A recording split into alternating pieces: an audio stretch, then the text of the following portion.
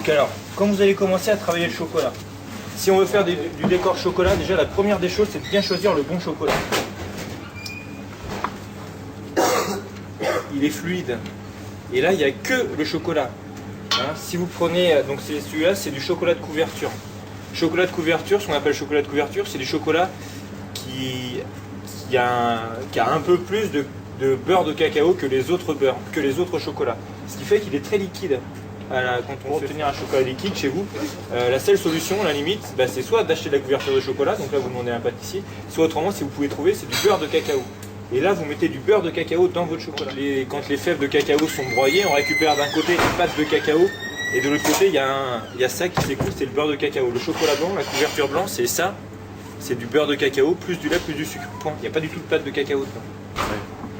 Donc pour le liquéfier, votre chocolat, vous pouvez éventuellement mettre du beurre de cacao, parce que vous voyez, quand il durcit, quand il refroidit, il est vraiment cassant comme du chocolat. Mais surtout à ne pas faire si vous voulez faire des décors chocolat. Parce que ce qu'on veut à la fin, c'est travailler le chocolat à chaud quand il est liquide, et qu'après il recristallise, qu'il redevienne dur. Donc si vous mettez du lait ou de la crème dedans, oui, il va être liquide, mais sauf qu'il ne va jamais redurcir. On va commencer par le plus simple, si vous voulez faire un marbré. Donc, chocolat blanc, ça va être simple. Là, j'ai une feuille de rhodoïde, alors faites attention. Il y a une chose que le chocolat déteste par-dessus tout, c'est l'eau. Donc faites attention, travaillez sur un emplacement propre et sans eau. Alors là, donc là, hop, je prends mon chocolat blanc. Je mets dessus. Tout de suite, je mets mon chocolat par-dessus. Ça, c'est pour faire un marbré. Je prends ma spatule.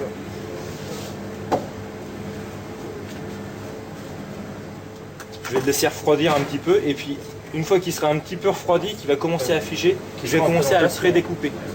Comme ça, après, une fois qu'il sera bien froid, j'enlève le rhodoïde et je mets directement toutes les portions. Je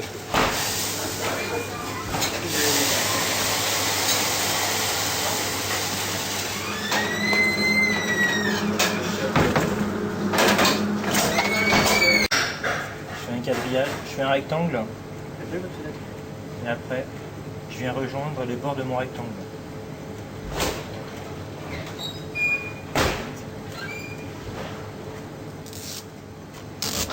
Et après, vous le mettez en forme comme vous voulez. Voilà, après.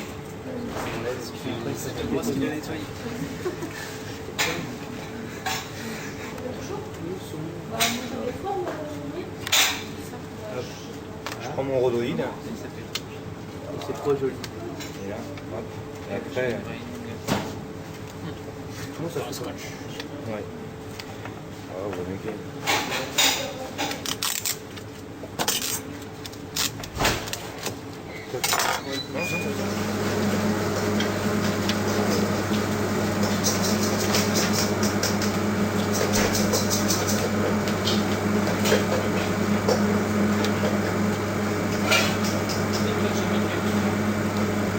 Super joli.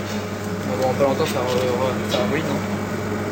Non, après, une fois que c'est cristallisé. C'est stylé. Là, Super joli.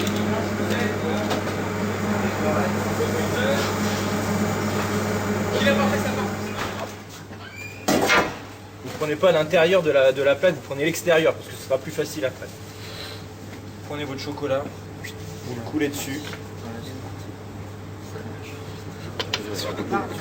Oui, on peut le faire sur le marbre. On peut le faire sur le marbre. L'intérêt de le faire sur plaque, il y en a qui ont déjà vu faire ça. C'est quoi l'intérêt de le faire sur une plaque plutôt que de le faire sur le marbre? Le marbre, c'est très bien le marbre quand vous faites ça pour un dessert. Vous faites à l'unité au moment venu. Maintenant, vous avez un banquet de 200 personnes et sur les 200 desserts, il faut faire des cocos.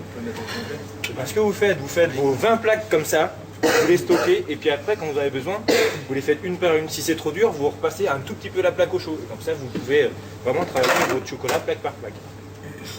Tout ça, on le laisse refroidir. Donc normalement, si c'est tablé, si c'est bien tablé, il ne faut pas mettre au frigo. Ça se met pas au frigo le chocolat, parce qu'autrement ça le fait blanchir.